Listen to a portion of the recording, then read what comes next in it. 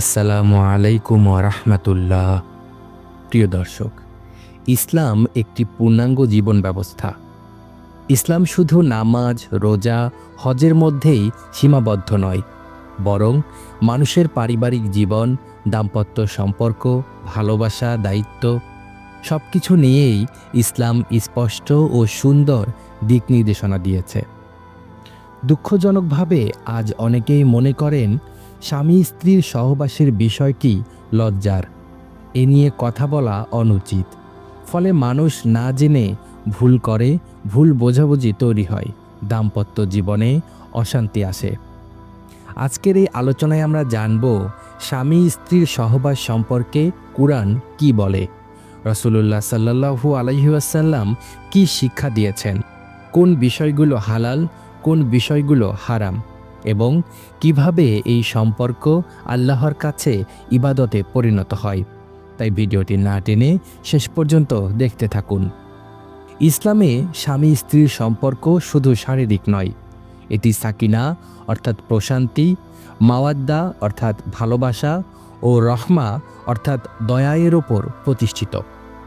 আল্লাহ পাক রব্বুল আলামিন বলেন, আর তার নিদর্শনগুলোর মধ্যে রয়েছে তিনি তোমাদের জন্য তোমাদের মধ্য থেকেই স্ত্রী সৃষ্টি করেছেন, যাতে তোমরা তাদের কাছে প্রশান্তি পাও, এবং তিনি তোমাদের মাঝে ভালোবাসা ও দয়া সৃষ্টি করেছেন। সূরা আর-রুম আয়াত ২১। এই আয়াত আমাদের বলে দেয় দাম্পত্য সম্পর্ক আল্লাহর একটি নিদর্শন। এটি কোনো গুনাহ নয়, কোনো অপবিত্র বিষয় নয়, বরং আল্লাহর দেওয়া একটি হালাল নেয়ামত। সহবাস কি ইসলামে ইবাদত?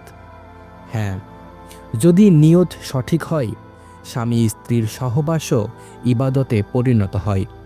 রাসূলুল্লাহ সাল্লাল্লাহু আলাইহি ওয়াসাল্লাম বলেছেন, তোমাদের একজনের স্ত্রী সহবাসেও সদকা রয়েছে।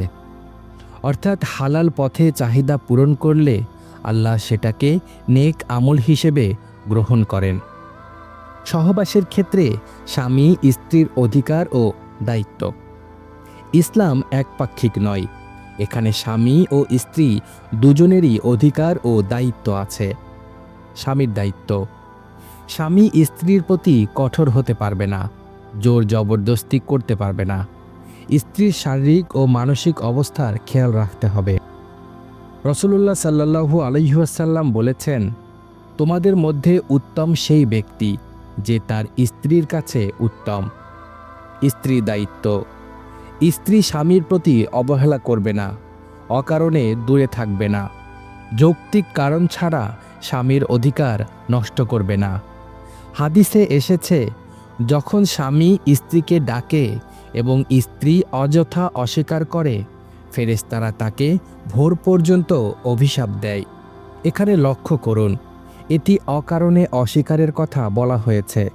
অসুস্থতা, কষ্ট বা বৈধ কারণ থাকলে এটি প্রযোজ্য নয়। সহবাসের শালীনতা ও আদব। ইসলাম সহবাসের ক্ষেত্রেও শালীনতা শিখিয়েছে। রাসূলুল্লাহ সাল্লাল্লাহু আলাইহি ওয়াসাল্লাম শিক্ষা দিয়েছেন সহবাসের আগে দোয়া পড়তে, যাতে শয়তানের প্রভাব থেকে বাঁচা যায়। এই দোয়ার মাধ্যমে সম্পর্ক পবিত্র হয়, সন্তান হলে শয়তানের ক্ষতি থেকে রক্ষা পায়।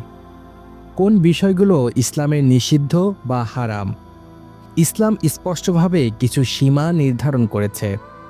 আল্লাহ পাক রব্বুল আলামিন বলেন, তোমরা মাসিক অবস্থায় নারীদের নিকটবর্তী হও না। সূরা বাকারা আয়াত ২২২। এটি স্বাস্থ্যের দিক থেকেও শরিয়াতের দিক থেকেও নিষিদ্ধ। এছাড়া জোরপূর্বক সম্পর্ক, অপমানজনক আচরণ, অশালীন কল্পনা বা হারাম উপায়ে উদ্দীপনা সবই ইসলামে নিষিদ্ধ। ইসলাম সম্মান ও পবিত্রতার ধর্ম। রাসূল সাল্লাল্লাহু আলাইহি ওয়াসাল্লাম কখনোই কঠোরতা শিক্ষা দেননি। তিনি ভালোবাসা, ধৈর্য ও বোঝাপড়ার ওপর গুরুত্ব দিয়েছেন। তিনি বলেন, মুমিনদের মধ্যে সর্বোত্তম ঈমানদার সে, যার চরিত্র উত্তম এবং যে তার স্ত্রীর সাথে উত্তম আচরণ করে। দাম্পত্য জীবনে যদি ভালো কথা, সম্মান, সময় দেওয়া এগুলো থাকে, তাহলে সম্পর্ক আরও সুন্দর হয়। অনেক পারিবারিক অশান্তির মূল কারণ এই বিষয়ে অজ্ঞতা, লজ্জা করে কথা না বলা বা ইসলামী সীমা না জানা। ইসলাম আমাদের শেখায় খোলামেলা কিন্তু শালীন আলোচনা, পারস্পরিক বোঝাপড়া এবং আল্লাহর সন্তুষ্ট করার নিয়ত। প্রিয় দর্শক, স্বামী স্ত্রীর সহবাস কোনো নোংরা বিষয় নয়। এটি আল্লাহর দেওয়া হালাল নেয়ামত। কিন্তু এই নেয়ামতকে পবিত্র রাখতে হবে কুরআন ও সুন্নাহের সীমার মধ্যে।